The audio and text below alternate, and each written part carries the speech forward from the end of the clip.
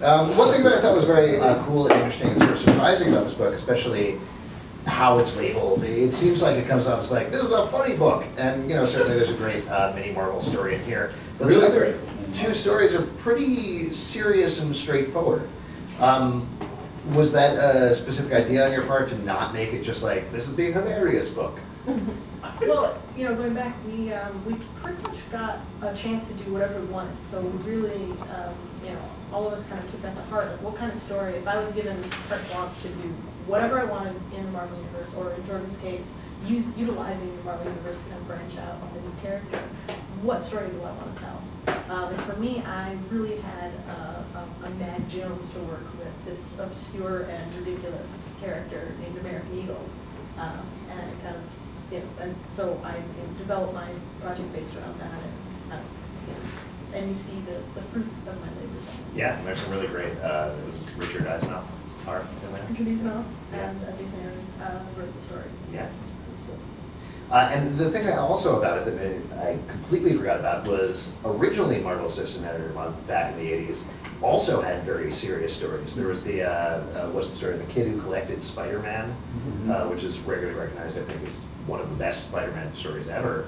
Is very sad, and that was an assistant editor story as well. Yeah, I think one thing I just found interesting, we're still working on the second issue, which comes out at the end of the month, which my story's in. But each story, I feel like really there's some shocking, like, and this wasn't planned, there's shocking like sort of contemporary issues tackled with, or at least, you know, touched upon. Alejandro's is set with a superhero serving in Iraq. Jordan's deals with the social networking site, and you know, young and eating disorders. Yeah, young people a little, you know, in a way you will not expect, but still. And mine, Luke Cage runs for borough president of Brooklyn, and takes a stand against and stops gentrification. So it's fiction. All of us, I'd say there was no set plan in the pitches we did. We just told stories we wanted to tell. And I think each of them does a lot more for the stories than, I mean, not to take away from any other book we produce, but I feel touched on issues that too often are just left in more of a cosmetic, you know, sort of like, we'll touch it here, but, you know, we really got into it a little bit more, and it's just interesting to me to see, you know, that we all managed to end up doing something a little more contemporary and a little more in depth than what we're used to, and what we're used to working. So now that you have this, and you're almost done, I guess, working on the second book, are you guys hungry for more? Are you going to put these out once a year? Is that the plan?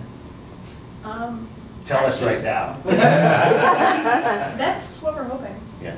We're hoping to actually have an official assistant editors month every year. Maybe, you know, keep it painful, but you know, definitely once a year have this opportunity for the assistants to kind of get to step up and show their stuff. Yeah, I hope it sells, because you know, hopefully that'll make it happen. All of you pick up 10 copies. Feel free to joke us out at Marvel Comics and tell them how much you love this book, and feel free to make up new names and addresses and send many. Cool. Live. So definitely pick this up tomorrow. We're going to talk a lot more about all of the books you guys are working on in the first section, which we like to call the stack. Talk about, I believe none of you work on, which is New Avengers number 51. Pete, you want to talk about this a little bit? I would love to. I was so focused on this, I'm completely blanking about what happens in this one. Great. Yes, magic happens. Basically, Doctor Strange is no longer the Sorcerer Supreme, and so he's going on a hunt for the new Sorcerer Supreme. But that's not the thing that we want to talk about. That's certainly the good part of the issue. The other part of the issue is, so I don't know if you guys remember, there was this whole thing where Marvel revealed Spider-Man's identity in front of everybody. Oh yeah, Yeah, there's this whole big thing. And then there was this whole other big thing called, what was it, Pete, what was the name of it? One More Yeah, I can't really remember yet. Yeah, something like that, where Spider-Man made a deal with the devil, and then everybody forgot that Spider-Man was Peter Parker. So luckily, I think, what is it, 6 months, less than a year later, now in this issue, just a little bit of a spoiler, you guys, people know. No, it's been over. It's been more than a year. Okay, it's been more than a year. All right, a year later, Peter Parker reveals who he is to the New Avengers. Which is stupid. I like Yeah, I mean, the Doctor Strange thing was cool. It was, you know, it was fun. Like, okay, who's going to be the new Sorcerer Supreme? Then they have their first meeting, and they're like, okay, guys, first order of business. Who's this guy who's wearing a mask? What? Really? The first thing you guys want to do is be like, hey, man, Spider-Man, we don't trust you. We want you to take off your mask. And then it became like this thing where, I don't know if I want to do it. What? No, you've already come forward and done it once. Why wouldn't it just be like, okay, guys, here. Like the dramatic tension that doesn't really exist happen there. I don't know how comfortable you guys feel talking about it, but is there anything you can speak to here? As assistant editor of Amazing Spider-Man, you can find out more when you buy Amazing Spider-Man. Pick it up and you'll find out more of the story. You're gonna love 591. You're the ultimate Spider-Man. Yeah. Almost everybody knows who he is. Yeah, that's true. He can't keep his mask on at all. No, it's just ripped off. Mask is just having a picture of his face. Page. His costume. The other thing about it is I feel like as a reader, there's this tacit agreement we have with the comic book, with comic books in general, up until this point where it's like, of course they should ask him who he is, but we're just going to ignore that because we just went through this whole thing. Actually, as the comic book geek of Marvel, Oh. I remember an issue of the Avengers back when Sandman joined the Avengers, where they had this whole elaborate thing about when you join the Avengers, you go into like the secret identity testing room, and you enter in your real identity to the secret identity computer, and it like does a scan and goes, are you a good person? Are you cool being on the Avengers? Yes, and then it like erases the memory and goes, approved. See, that would have been ridiculous as well. Well, I mean, I assume they lost that computer. They must have got it. I'm sure he uses it for good things. Yeah, it's too bad because otherwise this issue is very good. It's a difficult thing when you're wrangling. I mean, and I guess it should be easier because Tom Brevoort and me and Schaefer working that book are in the exact same room as myself and Steve Wacker. And we did talk about it. It wasn't, you know, surprise. We didn't pick up the comic and be like, oh, crap. You know, we talked about it, and it's, you know, I certainly understand the point you're making about, you know, after all the to-do over it, and then all of a sudden, like, oh, here you go, guys.